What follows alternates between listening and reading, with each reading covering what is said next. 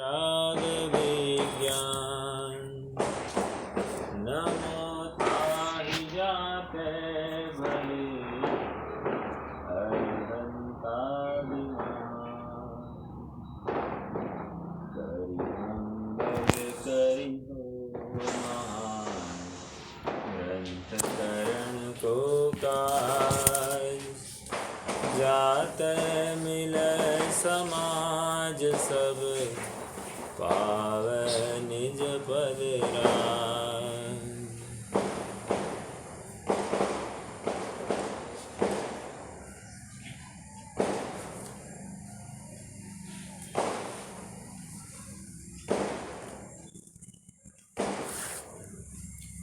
हमको आत्मानुभव न हो तो कोई बड़ी हानि नहीं, लेकिन धर्म के नाम पर हम विपरीत मार्ग पर चले, इसमें बहुत बड़ी हानि है। और धर्म के नाम पर विपरीत मार्ग पर चलने में निमित्त जिन वचनों का अभिप्राय यथार्थ रूप से नहीं समझना ही है। आज हम चरणान योग के कथन करने की पद्धति का विचार कर रहे हैं।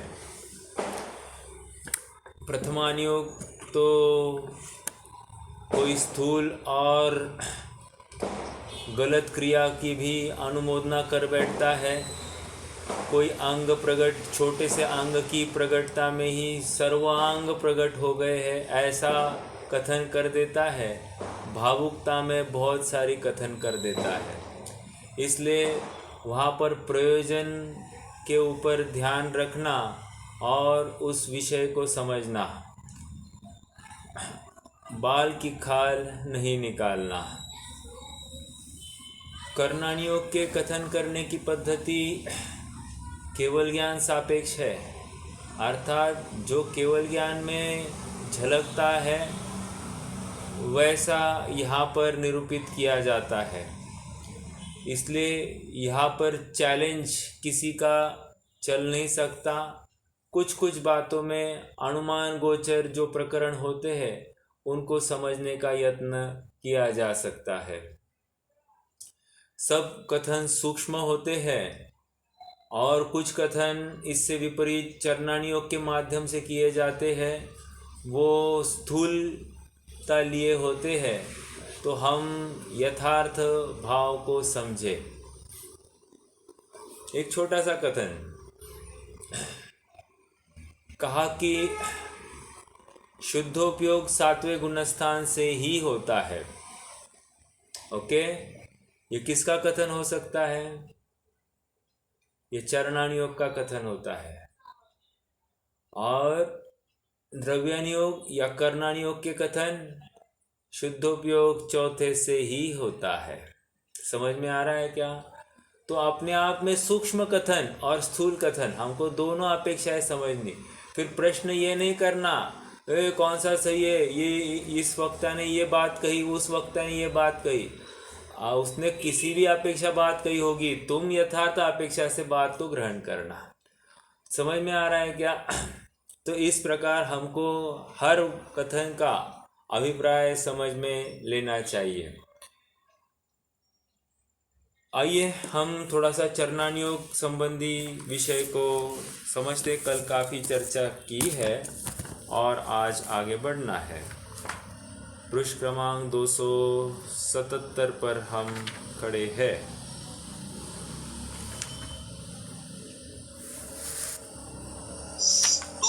भैया 27, अच्छा 279, राइट।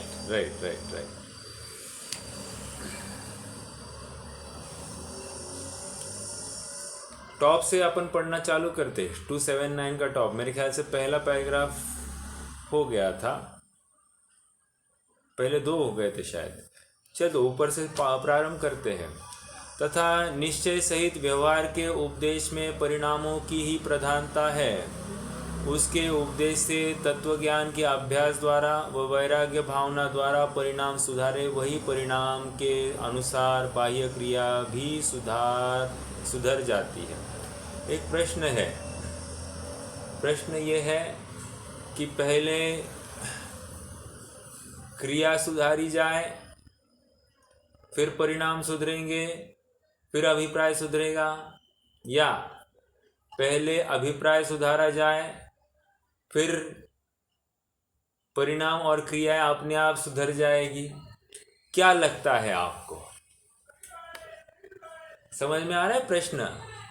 पहले क्रियाओं को सुधारना या पहले अभिप्राय को सुधारना? तो दोनों सुधर जाएंगे। क्या कहा फिर से? अभिप्राय सुधरेगा तो दोनों सुधर जाएंगे। ठीक है। आपके सामने अब एक पेशेंट लाया गया है और पेशेंट बोलता है, डॉक्टर साहब फटाफट दवाई दो ना, इतनी सारी दवाइयाँ पड़ी है, एक भी दवा फटाफट खिला दो और मैं जल्द ठीक होना चाहता हूँ। आप क्या करोगे? कोई भी दवाई खिलाओगे? आप थोड़ा सा विचार करोगे, भाई इसकी तकलीफ़ क्या है, इसकी नस कैसी है, इसकी अधीरता कितनी है, हर अपेक्षा आप विचार करोगे और उसके बाद में आप उसको दवाई दोगे, राइट? क्योंकि वो अज्ञानी है, वो तो समझता नहीं है। अब वैसी बात यहाँ पर है। अब एक रियल स्टोरी बताता हूँ, स्टोरी मतलब एक घटना बताता हूँ। घटना ऐसी थी कि मुझे कहीं पर उपदेश देने के लिए बुलाया और बुलाने वाले जो थे एक व्यक्ति के जमाई थे जो थोड़े बहुत धर्म से जुड़े हुए थे। उनके पिताजी हिंगोली के विद्वान हैं। ओके, डोडल नाम के कोई विद्वान है वहाँ के, हिंगोली के है मुझे मालूम नहीं, अब वे बम्बई में है और उनके ससुर जी यहाँ पर चिंचवड़ में है। सो उनको उपदेश देने के लिए मुझे बुलाया।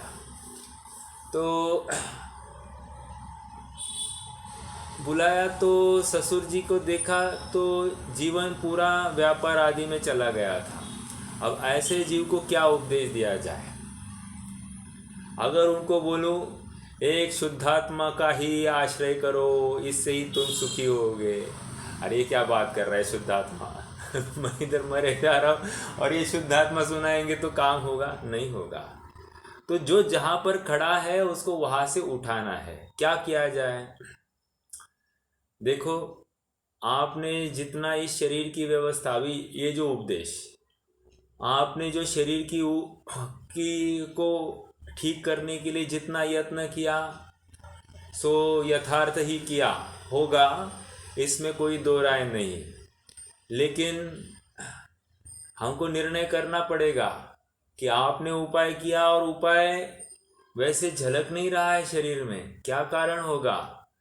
कारण एक ही दिखाई दे रहा है कि शरीर अलग बात है और शरीर से जुदा जो मेरे ऊपर उपाय कर रहा हूँ ऐसा जो जान रहा है या प्रयास कर रहा है, वो अलग तत्व होना चाहिए, अलग वस्तु होनी चाहिए। ऐसा कभी सोचा है आपने?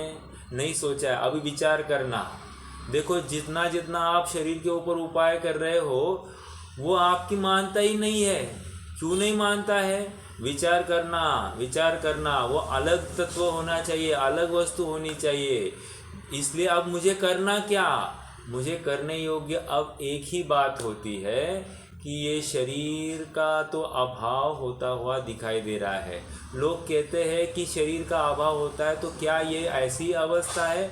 अर्थात इसका मतलब क्या है? शरीर के भिन्न एक दूसरी वस्तु है जिसका कभी भी अभाव नहीं होता है। मुझे इस घर से हटने का मेरा समय आ गया है। अब मुझे नवीन घर धारण करना पड़ेगा। इसका मतलब अब यहाँ पर रहना नहीं होगा, ये बात निश्चित हो रही है। तो ये समझकर मुझे करना क्या? मुझे अब यही करना है कि जिनके लिए मैंने या जिसके आश्रय से मैंने आज तक जितने भी यत्न किए थे वे विपरीत दिशा में ही थे, ये निर्णय करना। और इनसे अलावा जो जान रहा था इन सब बातों को, उसका निर्णय करना। लेकिन इतने जल्दी ये भी नहीं, क्योंकि संस्कार पूरे ज़िंदगी के हैं। तो फिर उनको नमोकार मंत्र के माध्यम से, थोड़ी छोटी छोटी तत्व की बातों के माध्यम से चरणान योग के माध्यम से, थोड़े से व्रतों के माध्यम से उनको धर्म का अनुष्ठान दिखाया जाएगा। क्योंकि धर्म का अनुष्ठान मात्र आत्मानुभव नहीं है। धर्म का अनुष्ठान छोटी मोटी क्रियाओं का अवलंबन कराना और उन क्रियाओं के अवलंबन से अपनी कषायों को कम करना, आकुलता को कम करना भी है। ये भी एक प्रयोजन है और इसको भी धर्म कहा जाता है। ये चरणानियों वाला धर्म है, समझना इस बात को। ऐसा नहीं कि ये धर्म नहीं है, लेकिन कोई सर्वथा इसी को धर्म मान बैठे तो भी वो गलत मार्ग पर है। समझ में आ रहा है? यहाँ पर सामने वाली व्यक्ति की सामर्थ्य की अपेक्षा से निरूपण किया जाता है। एक बार मैं ऐसे ही किसी विद्वान के साथ चर्चा कर रहा था और विद्वान के साथ चर्चा का यही कि किसी एक व्यक्ति विशेष के ऊपर वहाँ पर किसी को समाधि दी जा रही थी। तो मैंने एकदम ब्लंटली कहा, वो मेरे प्रारंभिक काल था, धर्म में पैर रखने का एक प्रारंभिक काल था। मैंने इतना ही कहा कि जिसने जीवन भर ही कुछ किया नहीं है वो अब काय का सुधरेगा। समझ में आया? जीवन भर कुछ किया नहीं है वो अब अंतिम समय में काय का सुधरेगा। तो उन्होंने ऐसा कहा, देखो बात आपकी सही है, लेकिन थोड़े बहुत छोटी मोटी क्रियाओं के माध्यम से उतनी कषाय जितनी घट गई उतनी घट गई, अच्छी बात है, ठीक है ना। कोई ऐसा विशेष उपलब्धि हो, लेकिन नुकसान तो नहीं होगा ना। इसलिए हमको णमोकार मंत्र आदि के माध्यम से, उसके भाव भाषण कराने के माध्यम से उनकी कषाय को मंद कराने का हर प्रकार से संभव प्रयास करना चाहिए। समझ में आ रहा है क्या? मतलब ये विचार नहीं करना कि सामने वाला कहाँ खड़ा है, मतलब विचार तो करना, लेकिन विचार करके ये निर्णय नहीं करना कि ही इज़ यूजलेस, ये केस हाथ से चली गई है। समझ में आया? ऐसा बिल्कुल विचार नहीं करना। जहाँ है वहाँ से उसको उठाना, इतना ही काम करना, बस ये उसके लिए कार्यकारी हो गया।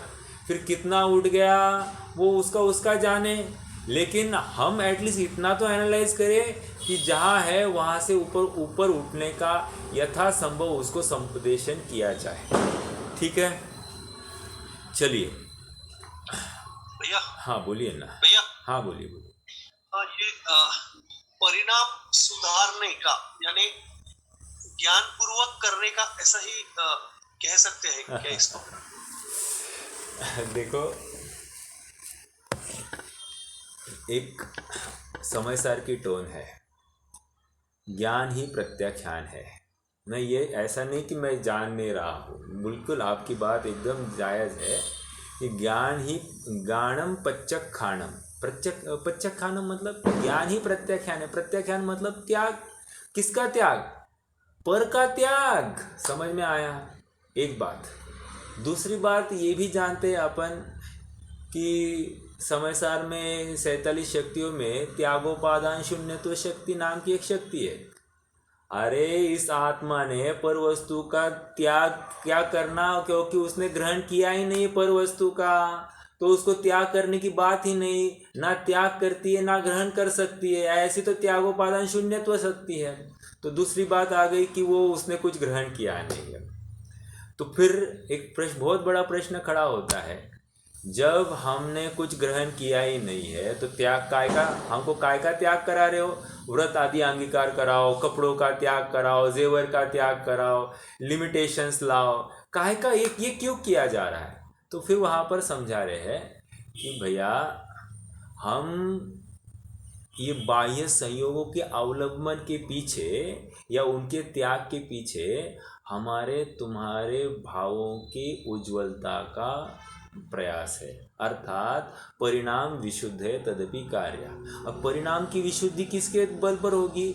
ज्ञान के बल पर ही होगी। जैसे आप कह ही रहे हैं कि ज्ञान के माध्यम से आपका आसक्ति जो है उसको घटाना। देखो, ज्ञान सच में देखा जाए कैप्टन है, कैप्टन, क्योंकि ज्ञान ही हर प्रकार का निर्णय करता है। श्रद्धा के लिए भी ज्ञान ही निर्णय कर रहा है, चारित्र के लिए भी ज्ञान ही निर्णय कर रहा है, और पुरुषार्थ करने के लिए अर्थात वीर्य के लिए भी ज्ञान ही निर्णय कर रहा है। तो मतलब कहाँ जोर लगाना है ये ज्ञान डिसाइड कर रहा है। तो क्योंकि ज्ञान ही तो जानने में समर्थ है, श्रद्धा थोड़ी जानने में समर्थ है, या चारित्र थोड़ी जानने में समर्थ है, या वीर्य थोड़ी जानने में समर्थ है। जानता तो ज्ञान है, इसलिए सारा काम वैसे देखा जाए तो ज्ञान को ही करना पड़ता है। समझ में आ रहा है क्या? तो बात बिल्कुल सही है, ज्ञान के माध्यम से, बट कहीं ना कहीं आसक्ति घटाने का काम परद्रव्य को हटाने से अपने आप आसक्ति भी घट जाती है। जैसे देखो ना कि हम अभी संसारी तत्वों के साथ में हमारा मिलान जुलान था, तो उतने देर के लिए हमको क्या याद आता है? हमको शुद्धात्मा याद आता है क्या? नहीं याद आता है। और जैसे ही अब आप संसारी जीवों को छोड़कर एक जिनवानी के सामने बैठ गए, तो अपने आप जिनवानी कहती है, हे भाई तू शुद्धात्मा है, तू तो शरीर है ही नहीं। हे भाई तू तो ये पिता पुत्र मकान आदि का मालिक है ही नहीं, तू तो एक शुद्धात्मा है। तो ये निर्णय कराकर क्या किया है? वहाँ ज्ञान तो हुआ है, और ज्ञान के माध्यम से हुआ क्या? तुम्हारी परद्रव्य में जो दौड़ चल रही थी, आसक्ति के भाव था, रमणता के भाव थे, उनको घटा दिया। तो at the end of day ज्ञान ही करना है, ठीक है? ज्ञान ही प्रत्याख्यान है, ऐसा कहकर ज्ञान के साथ में श्रद्धा भी निर्णय करने योग्य है, चारित्र भी कराने योग्य है, और उसके अनुरूप आपका पुरुषार्थ भी दौड़ाने योग्य है। बिल्कुल ये बात तो है ही। देखो चरणानी योग की शैली यही है कि वो प्रेरित करेगी, ओके? वो कहेगी मत देखो कितना अंधेरा, जब जागो तब सवेरा।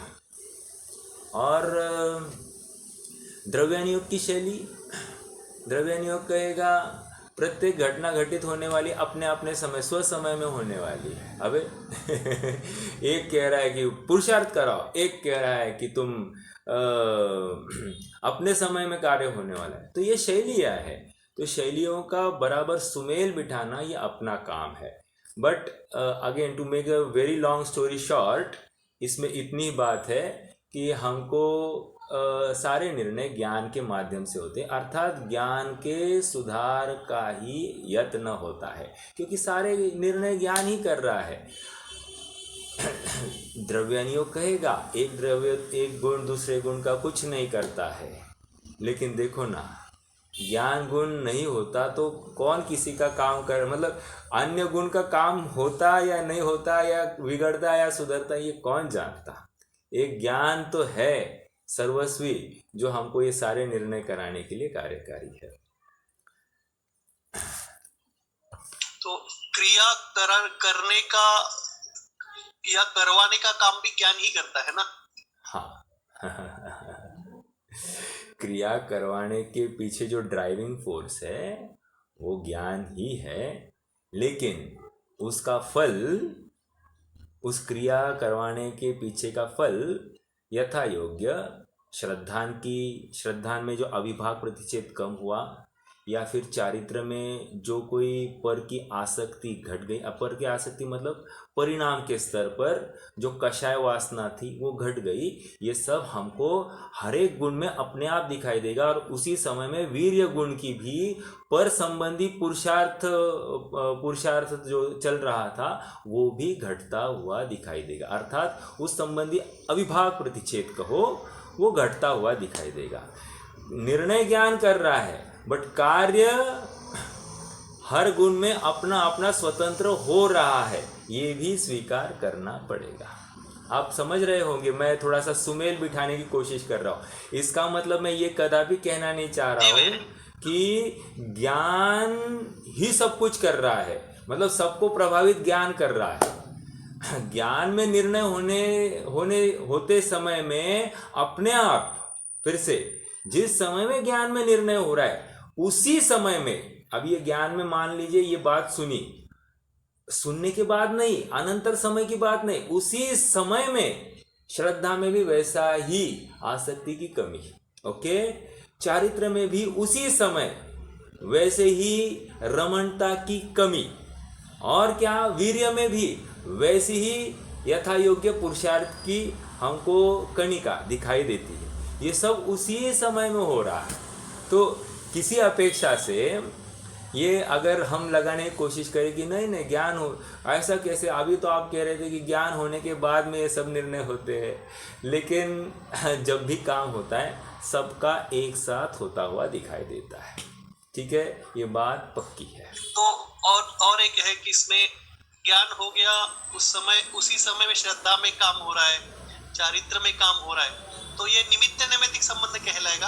हाँ, निमित्त नैमित्तिक संबंध। देखो ना, मतलब थोड़ा सा विचारणीय बिंदु ये है, पिता ने लड़की के लिए वर देखा ही नहीं तो शादी काहे का करेगा। लड़की किसके गले में वर मार डाले, अपनत्व किस में करेगी। समझ में आया? इसका मतलब पिता ने पहले ही बैक एंड में कुछ किया होना चाहिए। तो अब ये उदाहरण को लेकर अज्ञान ने ही बैक एंड में पहले ही कुछ निर्णय किया होना चाहिए, योग्य अयोग्य का, उसके बाद में ये काम होता है। ये भी बात एक घटित हो रही है, लेकिन जब कार्य होता है तब बात कही जाती है। तो उस अपेक्षा से जिस समय में ज्ञान का निर्णय यथा योग्य हो गया, उसी समय में श्रद्धा का भी कार्य हुआ, उसी समय में चारित्र में भी कार्य हुआ, उसी समय में वीर्य में भी कार्य हुआ, ऐसा दिखाई देगा। अब आगे एक बात, मान लो काम हुआ नहीं तो ज्ञान ने तो निर्णय किया, हमने कैसे, जिनवानी पढ़ी कि नहीं पढ़ी, अब पढ़ने के बाद में निर्णय क्यों नहीं हो रहा है। इसलिए बहुत अच्छी बात है कि कितना आपने अभ्यास किया है, इससे आपके मार्क्स तय नहीं होते हैं। आपने पेपर कैसे लिखा है उससे आपके मार्क्स तय होते हैं। मतलब क्या, ये तो मैंने एक उदाहरण दिया, अब इसको सिद्धांत में कैसे घटित करना, कितना हमने जिनवानी पढ़ी है, कौन से अनुयोग हमने पढ़े हैं, ये ज़्यादा मैटर नहीं करता। फिर ये हमने जिनवानी को किस रूप से अपने जीवन में अप्लाई किया है, निर्णय करके, निर्णय ज्ञान में ही होने वाला है। श्रुत ज्ञान और मति ज्ञान का ही तो सब खेल है। तो कह रहे हैं कि निर्णय जो किया है उस निर्णय के बल पर ही सब कार्य होंगे। समझ में आया? तो at the end of day हम कैसे उसको अप्लाई करते हैं वही हमारा सफलता का परिचायक होगा। और ज्ञान ही वैसे देखा जाए तो फिर काम कर रहा है। ठीक है? ठीक है भैया। हाँ, परिणाम सुधरने पर बाह्य क्रिया सुधरती ही है। अब देखो यहाँ पर क्या कह रहे हैं, फिर अभी अगर परिणाम सुधरने पर बाह्य क्रिया सुधरती है तो मैं परिणाम सुधरने की राह देखूंगा। अब ये उल्टा कोई खोपड़ी होगी ऐसी, वो क्या करेगी, हाँ अभी जिस समय मेरे परिणाम सुधरने होंगे तो उस समय मेरी क्रिया भी सुधरेगी, तो फिर जिस समय में हुए उस समय के लिए रुको ना, मैं अभी क्यों प्रयास करूँ। समझ में आया क्या? तो ये स्याद्वाद कथन है, आपने को हर अपेक्षा समझनी होगी। हम यहाँ पर ही बैठे रहेंगे तो वर्तमान समय तो खोए बिना नहीं रहेंगे। जिस समय में मेरा कार्य होना है उस समय में ही सब होने की बात है। तो अभी क्या करेंगे, अभी शिथिलता में पापाचरण में ही प्रवृत्ति होगी, और तो कुछ नहीं होगा ना।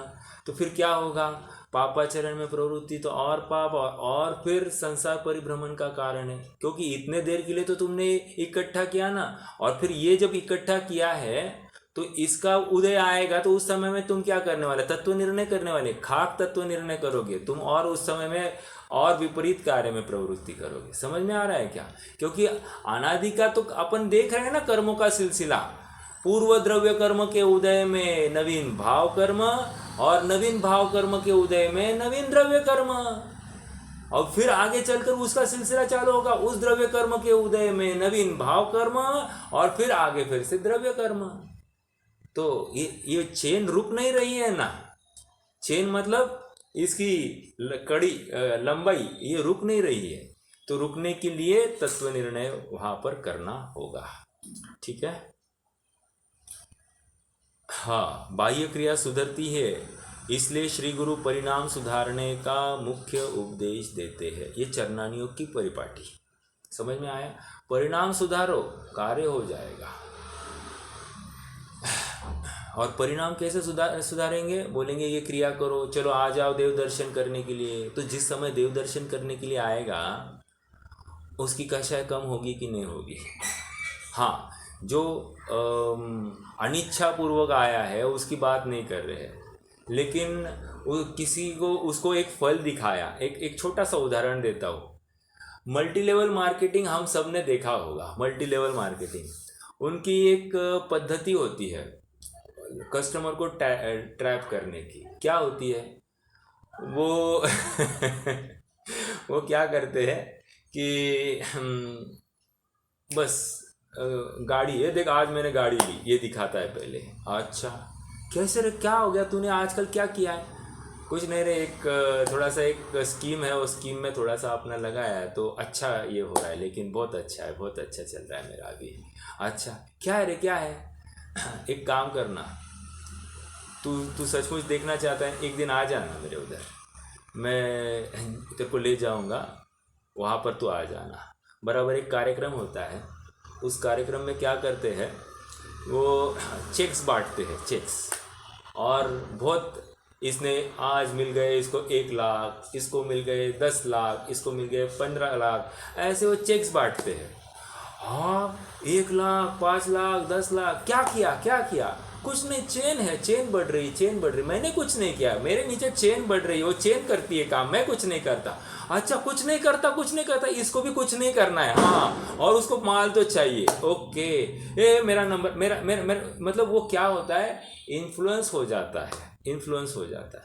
वैसे ही यहाँ पर उसको समझाया जा रहा है, देखो कुछ नहीं करना, बस एक भगवान के सामने आना, भगवान के सामने आकर संचित पातक सब हट जाते, फटाफट हट जाते। अच्छा सब हट जाते, आ जाओ, मुझे भी आना, मुझे भी आना। ये आने लग गया, अब वो क्रिया चालू हो गई। वैसे ही उसको वो एनरोल हो गया। एनरोल होने के बाद में उसको बोलेगा एक तो मेंबर बनाओ, कम से कम तुम्हारे नीचे 4 होंगे तो वे 4 काम करेंगे ना, तो 4 तो ढूंढो। अच्छा उतना करने के बाद छूट जाओगे? हाँ हाँ छूट जाऊंगा। अच्छा ऐसा है, तो फिर वो 4 मेंबर ढूंढने के लिए थोड़ा सा प्रयास करता है।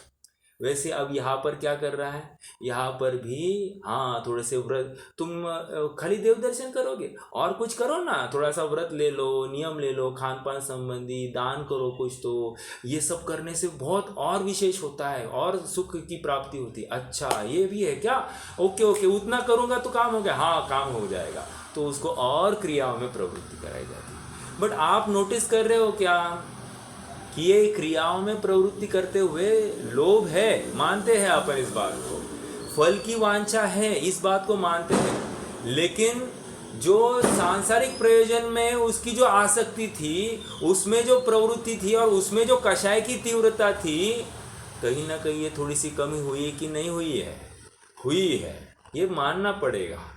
और इन मंद कषाय के परिणामों में इसको अब ऐसी किसी का बुरा करने का, किसी का सबको परोपकार करने के भाव आते कि नहीं आते, पैसे के प्रति थोड़ा सा लोभ घटा है कि नहीं घटा है, तो हर प्रकार से ये अब मंद कषाई होता हुआ दिखाई दे रहा है। तो परिणाम सुधरे कि नहीं सुधरे? सुधर गए हैं। तो क्रियाओं के माध्यम से परिणाम सुधारने की बात है। ये समझ में आ रहा है क्या? तो ये तरीका है कि जीव को कैसे उभारा जाए, और वहाँ पर थोड़ा सा लोभ दिखाकर, वो भी ज्ञान के माध्यम से ही होगा, निर्णय ज्ञान ही कर रहा है तो ज्ञान के माध्यम से होगा, लेकिन ऐसे फल दिखाकर, अच्छा फल दिखाकर उसको इन कार्यों में प्रेरित किया जाता है। ओके, जैसे बच्चे हैं, बच्चों को बोला भैया तुम कंठपाठ करो, नहीं अभी टाइम नहीं है, अभी तो मुझे पढ़ाई है। ओके, एक काम करो, अभी देखो एक गिफ्ट निकला है, 1 तोला सोना, ये इतना तुम समय सार पूरा याद करोगे, 1 तोला सोना मिलने वाला। 1 तोले सोने की कीमत कितनी है? 50,000। इतना एक साथ क्या करने का, बस इतना याद करो। अरे बिना मेहनत किए 50, और ये पूरा याद कर लेता है। ओके, तो इसको वो लोभ दिखाया और उसके फलस्वरूप इसने क्या किया, इसने पूरा समय सार याद कर दिया। अब समय सार याद करते समय ठीक है, उसकी दृष्टि उस सोने के 1 तोले के पर थी, लेकिन बाकी सांसारिक प्रयोजनों से भूख कम लगी शरीर के प्रति आसक्ति कम थी, विषय भोगों में आसक्ति कम थी, कितने जगह से हट गया है। एक चीज़ में अटका कर, एक चीज़ में उसकी दृष्टि अटका कर उसको कितने जगह से रिक्त कराया है। ये कार्य हुआ है कि नहीं हुआ है? हुआ है। बस परिणाम विशुद्ध है तदपि कार्य, अर्थात क्रियाओं के माध्यम से परिणाम की विशुद्धि होती ही होती है। ये यहाँ पर घटित करके दिखा रहे। एक बार समय सर याद हो गया और वो सहजता से किसी एक सभा में बैठा था और क्या है वो विद्वान कह रहा था क्या है वो समय सार की गाथा, और इसने बोल दिया। ओ कितना अभ्यास, कितना अभ्यास। अभी इसने कुछ अभ्यास किया नहीं, लेकिन बहुत उसकी प्रेरणा हो गई, बहुत उसको उभारा गया। आपका लड़का, ये लड़का एक नंबर का हीरा। अच्छा, ये मुझे हीरा भी कहने लग गए। अच्छा, तो अपने आप इसको और रुचि आने लगती है। तो इस प्रकार से इसको प्रयास, इसको थोड़ा सा फल दिखाकर, थोड़ी सी प्रेरणा देकर, उसको थोड़ा सा उसकी स्तुति करके, उसके उस भाव की स्तुति करके उसको धर्म में और प्रेरित किया जाता है। ये क्रियाओं के माध्यम से जीव को आगे बढ़ाने की बात है। समझ में आ रहा है क्या? और एक बार वो स्वयं सीख लिया तो फिर वो आगे क्या, वो किसी को कहने की बात है, वो स्वयं ही अब धर्म कार्य में प्रवृत्ति करे। उसको किसी को, क्योंकि उसने ऑलरेडी देख लिया ना, अरे मेरी कितनी प्रशंसा हो रही है, और प्रशंसा प्रिय हर जीव होता है, तो वो अपने आप वहाँ पर आगे बढ़ते जाता है। और जितनी फिर स्वाध्याय करेगा, जितना स्वाध्याय करेगा वो वहाँ से हर प्रकार से कषाय से निवृत्त होने की कोशिश करेगा। ये बात पक्की है। ओके, ये तो मैं आपको पहले भी कह चुका हूँ कि मुझे मैंने ऐसे सुना था कि लोगों को जिनवानी सुनाने से अपने को तीर्थंकर प्रकृति का बंध होता है। ये सुना था, गलत बात थी, ठीक है, लेकिन ऐसा भाव आया। हाँ, अपन सुनाने के लिए आपने को समझना पड़ेगा, समझने के लिए आपने को पढ़ना पड़ेगा, और पढ़ने के लिए फिर अभ्यास करते गए। और आज अब किसी को सुनाए क्या, स्वयं समझे और सुने, ये बहुत ज़रूरी है। औरों को सुनाने में अपना जीवन जाता है, और सुधर जाए या नहीं सुधर जाए ये आगे की बात। हम सुधरे, ये समय की नज़ाकत है, ये समय की मांग है, ये निर्णय हो गया है। समझ में आ रहा है क्या? तो कहीं ना कहीं वो एक लोभ उसने मुझे प्रेरित किया, और उस लोभ के पीछे मैं आगे बढ़ता गया, और अब सब यथार्थ समझ में आ गया। तो लोभ कितना ओछा भाव था ये ख्याल में आता है। समझ में आ रहा है क्या? ऐसा अपने को सहज ही प्रतीत हो जाती है बात। इस प्रकार आगे बढ़ते हैं। इस प्रकार दो प्रकार के उपदेश में जहाँ व्यवहार का ही उपदेश हो, वहाँ सम्यक दर्शन के अर्थ अरहंत देव, निर्ग्रंथ गुरु, दया धर्म को ही मानना। व्यवहार धर्म मतलब ये सब क्रियाओं का अवलंबन करो। क्या कह रहे हैं? अरहंत देव हमको धर्म में कार्यकारी है, निर्ग्रंथ गुरु की सेवा करने में हमारा धर्म होता है, दया धर्म को मानने में हमारा अच्छा होता है, जीवों की दया पालने से हम सबका उत्थान होता है। ये बात तो जीवों की दया मतलब क्या है, इसे समझाया जाता है कि तुम अहिंसा को पालोगे तो अपने आप अनेक जीव मरण से बच जाएंगे। तो ये हो गया अभयदान, उनका भी उत्थान हो गया। समझ में आया? तो इस प्रकार ये हर प्रकार से समझाया जा रहा है। औरों को नहीं मानना तथा जीवादिक तत्वों का व्यवहार रूप क्या कहा है उसका श्रद्धान करना, शंकादिक 25 दोष न लगाना, निशंकित आदि अंग व संवेगादिक गुणों का पालन करना इत्यादि उपदेश देते हैं। समझ में आ रहा है क्या? देखो, अभी हमको 8 अंगों को बहुत फोकस करना है। क्या कहेंगे? देखो, मैं श्रेयांश को हमेशा कहता हूँ, वो उसको क्या होता था कि स्कूल में जाता था और फिर उसके दोस्त लोग उसकी टिफ़िन खाते थे, तो मैं बहुत परेशान था उससे, और उसको मैं जितना टोकता वो विरोध तो नहीं करता, लेकिन मेरी बात को सुनकर भी उसके दोस्तों का विरोध नहीं कर पा रहा था। तो मैंने कहा बेटा इसमें ये होता है, उनके हाथ में ऐसे अंडे के हो सकते, ये हो सकता है, तुम वही खाओगे, तुम तो जैनी हो, जैनी ये सब कैसे कर सकता है, झूठन लगती है, अनुपसेव्य आदि आदि सब ज्ञान करा रहे हैं अपन उसको। 5 प्रकार के अभक्ष गिनाए, तो ये तुम तो अच्छा ये भी होने लग गया, वो भी होने लग गया, तो उसको उसका ही भाषित होने लग गया। और ऑल ऑफ सडन 8वीं में होगा शायद, उसने उसके दोस्त को बोल दिया, उसका खास दोस्त किसी और के माध्यम से कहा, उसको डायरेक्ट कहने में वो असमर्थ था, तो उसने किसी दूसरे दोस्त के माध्यम से बात कहलवाई उसको कि भैया तू इसके डिब्बे में हाथ मत डालते जा। लेकिन बोली, और अगले दिन से उसने मांगना चालू कर दिया। तो फिर वो आने के बाद में मैंने उसको एक बात बोली, ये बिल्कुल नहीं समझना बेटा कि कोई तुमसे नाराज़ हो जाएगा, एक बात। दूसरी बात, तुमने ज़्यादा कुछ नहीं किया, तुमने जैन धर्म की प्रभावना की है, प्रभावना। आज उसके ज्ञान में जैनी के प्रति बहुत आदर उत्पन्न कर दिया है तुम्हारी इस क्रिया के माध्यम से। तो तुम्हारा ये प्रभावना अंग यहाँ पर पला है, तुम्हें इसमें इसका ख्याल होना चाहिए। तो मैंने तो क्या किया, उसको एक साइकोलॉजिकली एक मार्ग दिखाया।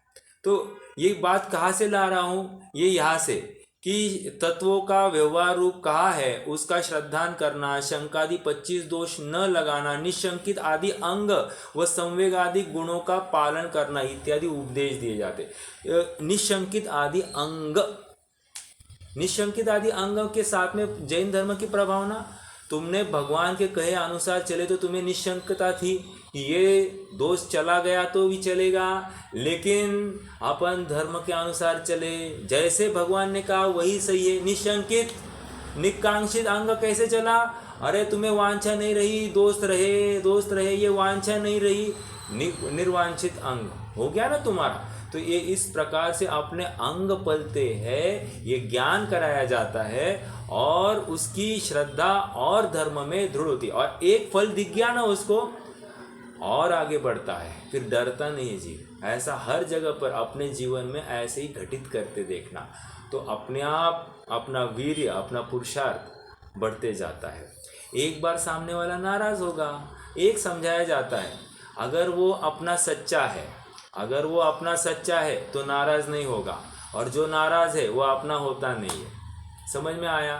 फिर कोई भी होने दो, किसी ने हमको बुलाया और हम नहीं गए, अगर वो अपना होगा, वो क्या मानेगा, अरे इसको कुछ काम होगा इसलिए नहीं आया होगा, बस।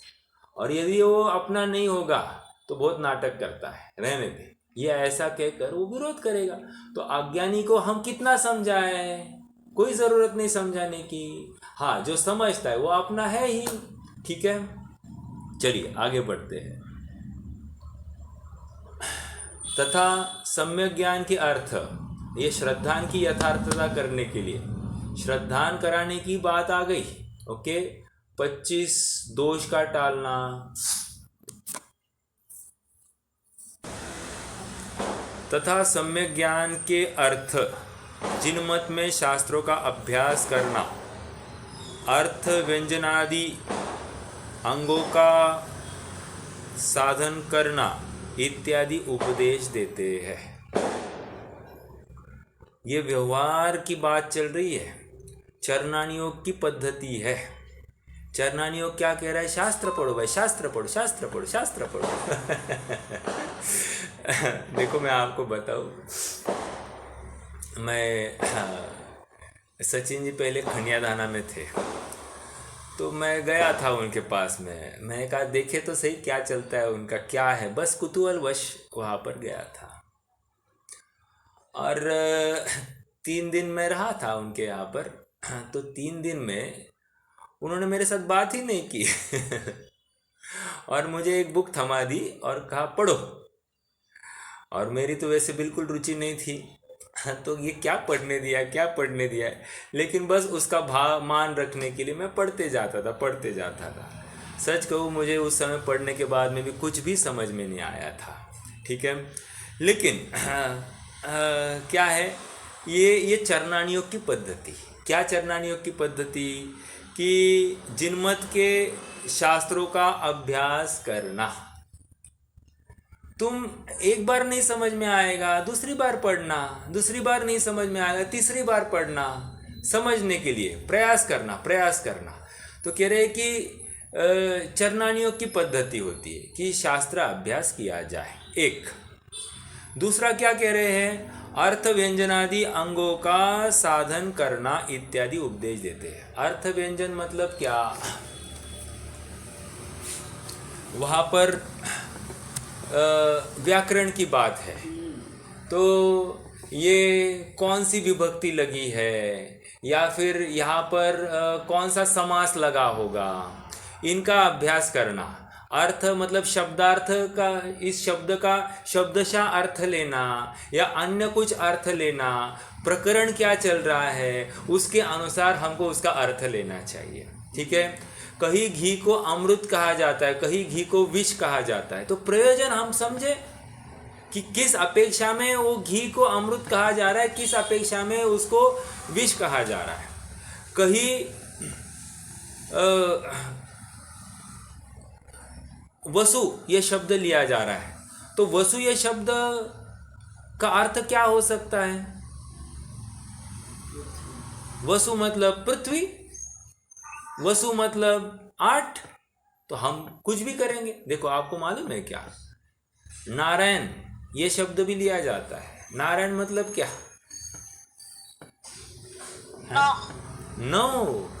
नौ होता है, नारायण मतलब 9 लगाना। अब देखो ये हमने समझा ही नहीं। तो शब्दार्थ और अर्थ और व्यंजन ये एक्चुअली प्रैक्टिकली, जैसे आजा मतलब चावल भी होता है, आजा मतलब बकरा भी होता है।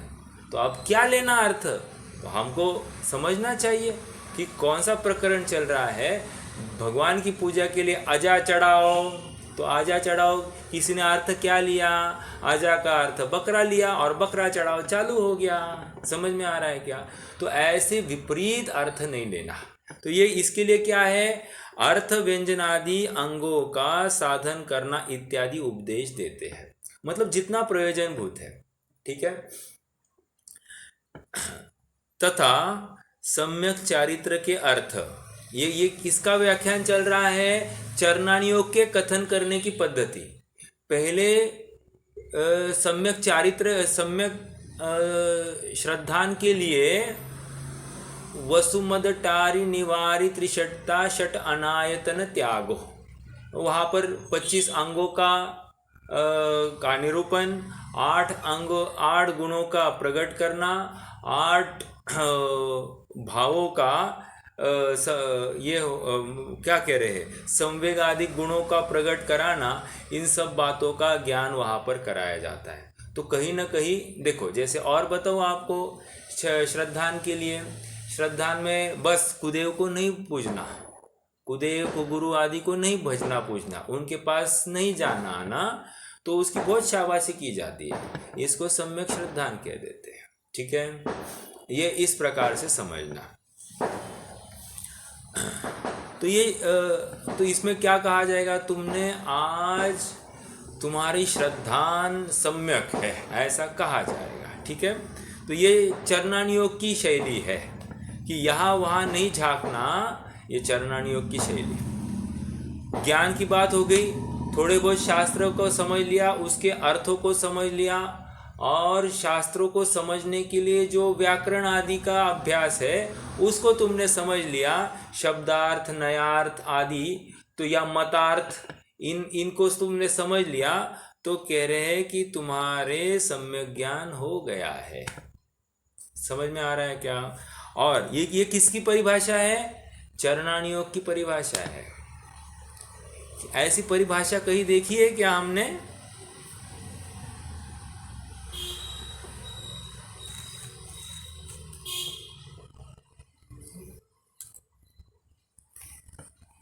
हाँ, ऐसी परिभाषा हमने कहीं देखी है क्या। द्रव्य संग्रह में कहाँ देखी थी, भावार्थ मतलब हाँ वो देखा आया था। तो नहीं। नहीं नहीं, मैं ये पूछ रहा हूँ कि सम्यक ज्ञान, सम्यक चारित्र, या या सम्यक्त्व की परिभाषा कहने वाले कोई छंद हमने कहीं पढ़े थे क्या? इनफैक्ट मैंने अभी थोड़े दिन पहले लिए भी थे। अरे रत्नकरण, रत्नाकरण श्रावक। हाँ रत्नकरण श्रावकाचार में हमने 42 से 46 नंबर के श्लोकों का अभ्यास किया था, जहाँ पर वहाँ पर प्रथमानियों का सम्यक्त्व क्या था, चरणानियों का सम्यक्त्व क्या था, द्रव्यानियों का सम्यक्त्व क्या था। द्रव्यानियों का सम्यक्त्व क्या कहा था? हाँ, जीवा जीवसु तत्वे पुण्या पुण्ये च बंध मोक्ष च, वहाँ पर वो बात आई थी कि नहीं? और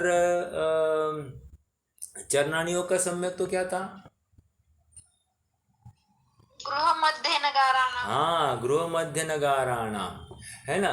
तो वहाँ पर या और प्रथमानियोग का तो बोधि समाधि निदानम, वो उस रूप में आया था। और कर्णानियोग में क्या आया था? वहाँ पर लोकालोक विभक्ति, ये बात आई थी कि नहीं? तो देखो अब ये जो है ना, ये अपना अभ्यास अब ये एप्लीकेशन में काम आने लगता है, तो अपने आप अपने को आनंद भी आने लगता है। इसलिए चरणानियोग की शैली ये होती है कि हमको स्मरण कराने के लिए, याद कराने के लिए प्रेरित किया जाता है, और फिर उसका एप्लीकेशन ऐसा है, ये समझ में आया तो हमको बहुत आनंद आता है, और हमको फिर इस धर्म में, इस मार्ग में रुचि भी लगने लगती है। समझ में आ रहा है क्या? ये चरणानियोग की शैली, रुचि उत्पन्न कराना। ओके। और एक बात बताओ, देखो हिटलर का एक मंत्री था, वो मंत्री ये कहता था, एक गलत बात 100 बार दोहराई जाए तो वो 101वीं बार सत्यार्थ हो जाती है।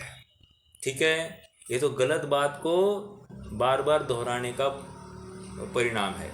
देखो ना, जैसे हम दिन रात मैं श्रीपाल हूँ, मैं शरीर वाला हूँ, मैं पुरुष हूँ, आदि आदि, अब 100 बार नहीं, ये तो जन्म से ही अपन यही कर रहे हैं, यही संस्कार है, राइट? तो इस संस्कार को हम इतने दोहरा रहे हैं कि हमको अब श्रीपाल पने के अलावा हमको अपना जीवत्व ही नहीं दिखाई दे रहा है। इस पुरुष पने के अलावा हमको अपना जीवत्व ही नहीं दिखाई दे रहा है। इसका मतलब यह ऐसा संस्कार, गलत बात का संस्कार इतना छा गया है कि हम स्वयं को वैसा ही अनुभव कर रहे हैं। फिर हम ये कह बैठते हैं कि आत्मा को, फिर शास्त्रों में पढ़ते कि आत्मा को ध्यान, लेकिन आत्मा को ध्यान बहुत कठिन है बाबा, कुछ समझ में नहीं आता, कुछ समझ में। तो ये क्यों हुआ? ऐसा संस्कार, और संस्कार किसके माध्यम से हुआ? वैसा जानना मानना, अर्थात बार बार घुटाई, रिपीटेशन, और रिपीटेशन इज नथिंग बट चरणानियोग के माध्यम से रिपीटेशन होता है। तो अब बार बार स्वाध्याय कराएंगे, तो स्वाध्याय कराकर स्वाध्याय हमको क्या दिखाएगा? तू शुद्धात्मा छे एम नक्की कर, तू भगवान आत्मा है एम नक्की कर, तू स्त्री पुरुष मकान आदि है नहीं, उनका मालिक है नहीं, उनका स्वामी है नहीं, ये परद्रव्य तेरे होते नहीं, तू परद्रव्य का होता नहीं, ये परद्रव्य भूतकाल में तुम्हारे नहीं थे, भविष्य में ये होंगे नहीं, वर्तमान में तेरे नहीं और भविष्य में भूतकाल में थे नहीं, ऐसा निर्णय कर। ये विश्वास दिलाने के लिए ये चरणानियोग जरूरी है। बार बार वो हैमरिंग करानी। मेरा प्रश्न है, हैमरिंग कितनी करानी पड़ेगी तब जाकर होगा? इसका भी लॉ है। जैसे अभी मैंने बताया, एक गलत बात 100 बार दोहरानी। प्रयास कीजिए कि हम 100 बार दोहरा कर, अभी एक सत्य बात को हमको कितने बार दोहराना पड़ेगा तब जाकर हमारा काम होगा।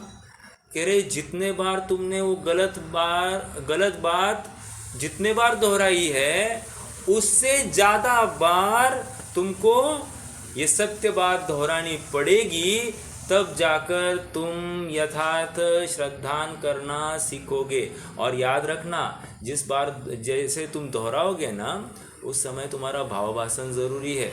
तोतारट नहीं, तोतारट होगी तो काम नहीं होगा। वो तो अभिप्राय में तो वही पड़ी है ना बात, समझ में आ रहा है क्या? तोता रट नहीं चलेगी।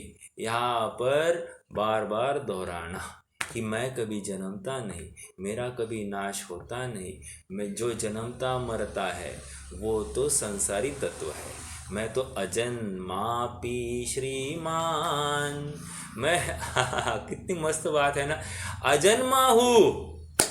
कितनी बड़ी बात कह दी है। इसके ऊपर विचार करना हम, अजन्मा मतलब क्या, श्रीमान मतलब क्या, विचार करना। एक एक शब्द का अर्थ कह रहे, एक एक शब्द के ऊपर रमने जैसी बात है। देखो, एक शब्द के ऊपर रमने की बात ना, मुझे एक थोड़ी सी पूर्व काल की एक घटना याद आ गई। यहाँ पर एक मंदिर है, चंद्रप्रभ मंदिर, ठीक है। तो वहाँ के मंदिर में ना एक वृद्ध व्यक्ति थे, कांतिलाल शाह। उम्र थी लगभग 89 जब मेरी उनसे मुलाकात हो गई थी, और उनको आँखों से कुछ दिखाई नहीं देता था। आँखों का मोतिया का ऑपरेशन किया था लेकिन फेल हो गया था, और दांत भी थोड़े से निकल, मतलब डेंचर था, मतलब दांत भी नहीं थे। ऐसी अवस्था थी उस जीव की। लेकिन वो जीव है ना, स्वयं को दिन भर वो भक्तामर के चिंतन मनन में डूबा रहता है, निरंतर निरंतर भक्तामर का चिंतन मनन, अर्थात एक एक शब्द का अर्थ, एक एक अक्षर का अर्थ, उसमें ही वो डूबा रहता था। मैं इस बात की ये नहीं कोशिश करना चाहता हूँ कि वो सही था या गलत, लेकिन ये इतना करने से क्या हुआ, वो सांसारिक प्रयोजनों से विरक्त रहे, अर्थात उनकी कषाय अपने आप विषय भोगों संबंधी कम रही। अपने को दिखाई नहीं दे रहा है इसका भी उनको कभी कभार भान नहीं, मतलब उसका खेद कभी उनको, जब भी मिला उनसे ऐसा कभी खेद नहीं दिखाया कि उनको दिखाई नहीं दे रहा है, या फिर वो खा नहीं पा रहे हैं या अच्छे से खा नहीं पा रहे, इसको लेकर वो कभी उनका खेद व्यक्त नहीं दिखाई दिया। क्यों? क्योंकि उनका उपयोग निरंतर उस एक गेय में बना रहता था। समझ में आया? तो ये चरणान योग की शैली कि आपको हटाना, ठीक है, अर्थात जितने भी सांसारिक कार्य है या सांसारिक प्रयोजन है वहाँ से हटाकर तुमको एक अपने शुद्धात्मा की समीप ले आने के लिए जहाँ पर यत्न किया जा सके, वो चरणान योग का प्रयोजन वहाँ पर घटित होता है। ठीक है, देखिए पढ़ते हैं। तथा सम्यक चारित्र के अर्थ एक देश व सर्वदेश हिंसादि पापों का त्याग करना। हाँ, यहाँ पर चारित्र की बात कर रहे हैं ना, सम्यक ज्ञान की बात हो गई। अब सम्यक चारित्र के अर्थ एक देश व सर्वदेश हिंसा के पापों का त्याग करना, व्रतादि अंगों का पालन करना इत्यादि उपदेश देते हैं। व्रतों का पालन करो, एक व्रत पालन करने से ये लाभ, वो करने से उतने उपवास का फल, ये सब चरणान योग की शैली है। वो फल दिखाता है, फल गाजर दिखाकर काम कराता है। ठीक है, हाँ, व्रतों का अंगीकार, व्रतादि अंगों का पालन करना इत्यादि उपदेश देते हैं। तथा किसी जीव के विशेष धर्म का साधन न होता जानकर एक आखड़ी आदि का ही उपदेश देते हैं। आखड़ी मतलब क्या? आखड़ी नियम लेना। हाँ, नियम, एक नियम लो, कुछ तो एक लो। ये श्वेतंबरी साधु जो होते हैं ना, कोई भी मिलने जाए पकड़ते ही है, कुछ तो एक लो। नियम दिए बिना छोड़ते नहीं है। ठीक है, हाँ, उसमें उनका कुछ भाव नहीं है, सामने वाले का उत्कर्ष होता है, लेकिन होता ऐसे है कि उनके इतने पीछे पड़ने से सामने वाला कभी कभी त्रस्त भी हो जाता है। हालांकि जाने वाला गलत सोच से गया है तो अपन नहीं कुछ कह सकते, बट इतना तो हो जाता है। बट यहाँ पर क्या कह रहे हैं कि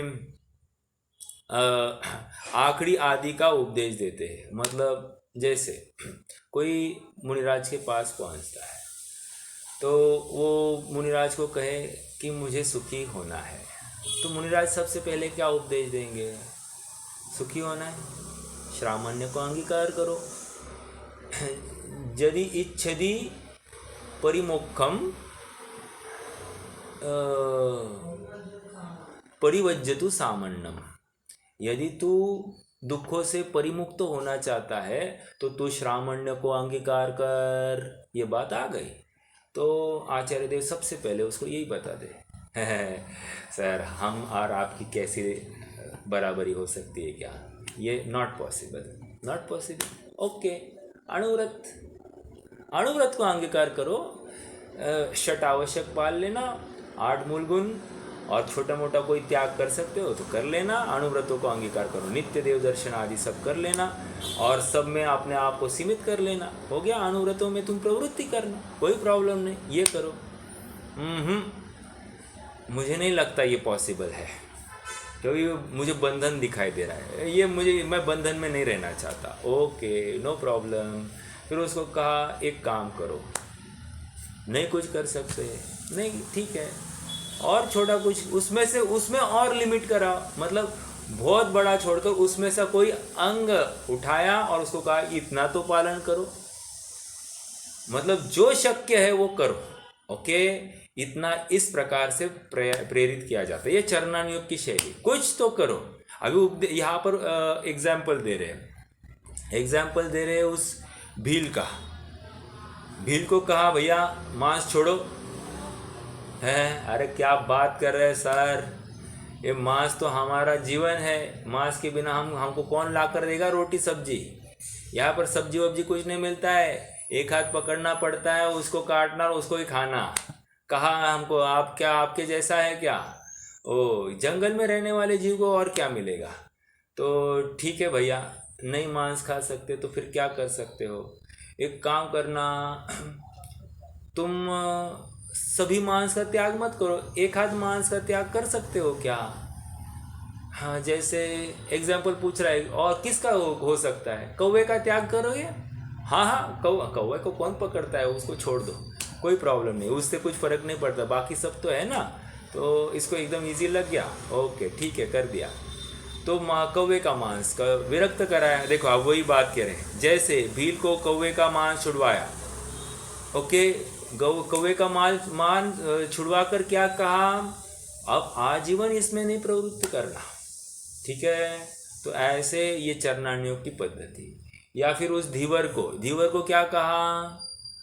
तुम मछलियों को पकड़ना छोड़ दो, बहुत पाप होता है। नहीं साहब, नॉट पॉसिबल। क्या करो फिर? एक काम करना, तुम जो सबसे पहले मछली आएगी उसको तुम फिर से पानी में छोड़ देना, फिर बाद में जितनी चाहिए मछलियाँ उतना पकड़ लेना।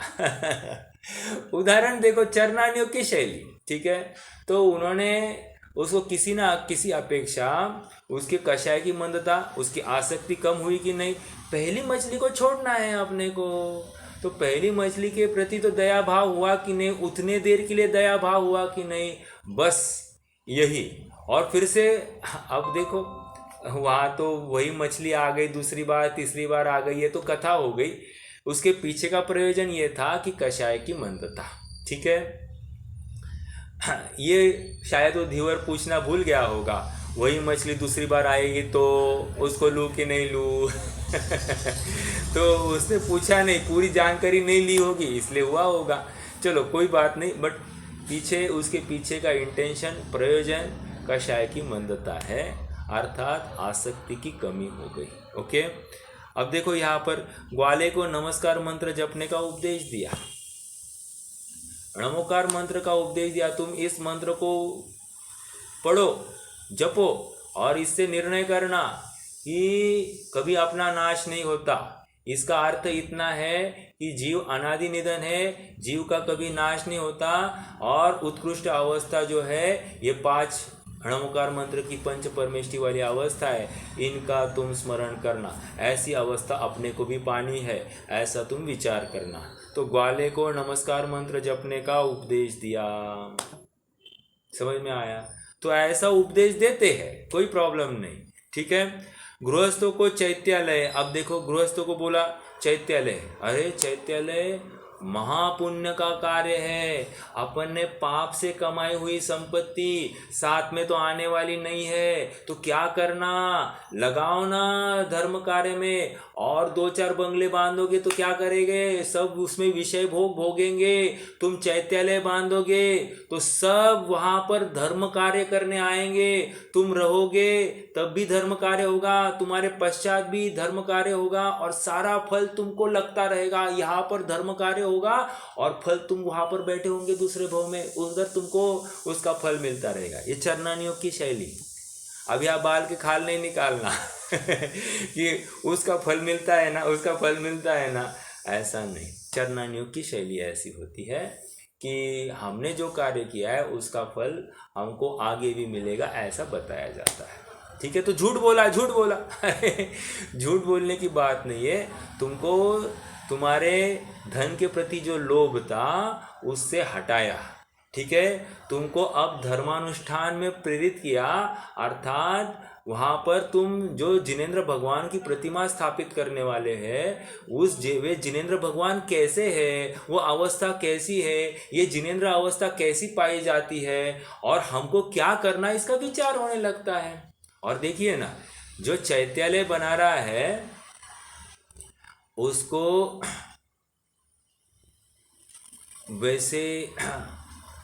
वैसे अभ्यास हुए बिना वो चैतन्य नहीं बना सकता। समझना इस बात को। जैसे मान लीजिए मुझे महावीर भगवान की प्रतिमा का स्थापन करना है, तो मुझे महावीर भगवान कैसे है, महावीर भगवान ने क्या कहा था, महावीर भगवान की बात क्या है, महावीर भगवान कैसे उस महावीर पद के ऊपर आरोहित उनका आरोहण हो गया, इन सब बातों का ज्ञान करेगा कि नहीं करेगा। और उसके बाद में तो चैतन्य बनेगा। फिर महावीर भगवान की कैसे विनय अनुनय करनी पड़ती है, महावीर भगवान के अनुयायियों की कैसे विनय अनुनय करनी पड़ती है, ये भी सीखेगा कि नहीं सीखेगा। तो अपने आप इसकी स्थितिकरण अंग कहो, प्रभावना अंग कहो, ये सब बढ़ेगा कि नहीं, वात्सल्य अंग बढ़ेगा कि नहीं बढ़ेगा, और अमूढ़ दृष्टि अंग का भी होगी कि नहीं, पलेगा कि नहीं पलेगा। अमूढ़ दृष्टि मतलब वहाँ पर अन्य देव के प्रति उसकी मूर्ता हट जाएगी। और अभी अपने पास उत्कृष्ट सर्वोत्कृष्ट निधि, अब यहाँ वहाँ कहाँ ताक झाक करे, ऐसा विचार होगा कि नहीं होगा। तो ये सहज लाभ हुआ कि नहीं, ये चरणान योग की शैली। चैत्यालय बनाने के लिए प्रेरित किया गृहस्थों को। और क्या हो गया, देखो कहा गया, पूजा प्रभावनादि कार्य का उपदेश दिया। पूजा प्रभावनादि का कार्य का उपदेश, विधान लगाओ ना, एक विधान करने से इतने पाप दूर हो जाते। अच्छा, एक विधान में सब साफ सफाई होती है, मतलब जैसे अन्य मतियों में वो गंगा में डुबकी लगाने से इतने पाप साफ होते, वैसे एक विधान से साफ होते। अरे वाह, ग्रेट, तो चलो करते हैं तो ऐसे करके उनको प्रेरित किया जाता है। फिर वहाँ पर पूजन आदि के माध्यम से वो बैठेगा, और वो भगवान की तारीफ सुनेगा, स्तुति सुनेगा, भगवान का स्वरूप का विचार होगा, और वहाँ उसकी भी बहुत अनुमोदना होगी उसके कार्य की। तो उसको अपने आप हर्ष होगा, प्रमोद होगा, और उसको सहज ही इन कार्यों के प्रति अब एक रति भाव प्रकट हो जाएगा। तो उसमें अब उसका कर्तृत्व का अहंकार घटता जाएगा, और उसको अपने आप रुचि आती जाएगी। ठीक है, और क्या होता है, आजकल की नई सिस्टम आपको बताता हूँ। जितने भी सेठी लोग हैं, सेठिया, तो उनको अगर धर्म में खिंचवाना है, आए ना आए वो अलग बात, लेकिन सचमुच खिंचाने पैसे के लिए उनको अध्यक्ष बनाया जाता है, और फिर उनसे बहुत सारा ट्रस्ट के नाम पर पैसा बटोर लिया जाता है, और फिर तारीफ भी गाई जाती है। बट काफ़ी उदाहरण ऐसे हैं कि ऐसे सेठ लोग आते हैं और उनका जीवन परिवर्तित हो जाता है, अर्थात वे भी स्वाध्याय आदि में लगते हैं, कषाय कम होती है, तत्वज्ञान होता है, निर्णय होता है, और यदि कदाचित किसी का बहुत उत्कर्ष भी हो जाए। समझ में आया? सेठ साहू श्रेयांश, हाँ, सेठ साहू श्रेयांश प्रसाद जी, या फिर हुकम चंद जी, इंदौर के ही थे। ये सब बहुत पैसे वाले थे, और इनको अध्यक्ष के स्थान पर बुलाया जाता था, लेकिन आगे इनका जीवन ऐसा हुआ कि सारा जीवन, सारी धनराशि धर्म के नाम पर, धर्मायतन के नाम पर, गुरुकुल के नाम पर इन्होंने न्यौछावर कर दी। इतना समर्पित जीवन इनका हुआ, अर्थात बड़े बड़े कारोबार छोड़कर ये धर्म की अनुमोदना के लिए ये लगे रहे। ऐसे भी विद्वान, ऐसे भी लोग हमको दिखाई दिए। तो ये कहाँ से लाया अपन ने?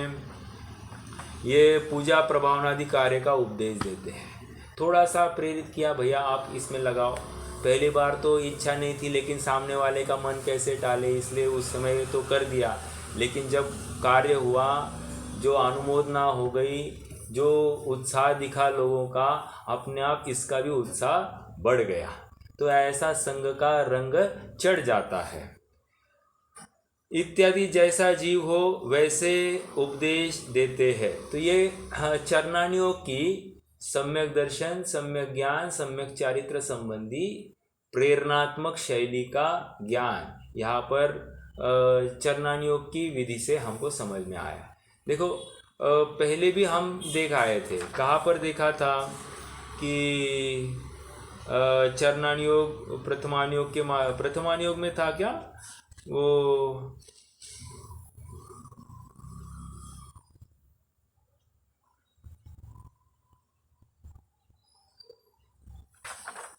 श्रद्धा ज्ञान चारित्र, हाँ ये देखो यहाँ पर था। ये क्या था? प्रथमानियोग की शैली, पेज नंबर 273। वहाँ पर भी उन्होंने कहा कि सम्यक तो कैसा हो गया, फिर सम्यक ज्ञान कैसे हो गया, सम्यक चारित्र कैसे हो गया, ऐसे उन्होंने वहाँ पर बात लिखी है। पेज 273 पर भी आप चेक कर सकते हैं। ठीक है, तो ये सेम बात यहाँ पर भी आ गई। चलो समय तो हो गया है, आज ज़्यादा नहीं आगे बढ़ सके, यहीं पे रुक जाते हैं। आगे इसकी क्रमशः चर्चा करेंगे। कोई प्रश्न है तो रख सकते हैं, नहीं तो जिनवानी से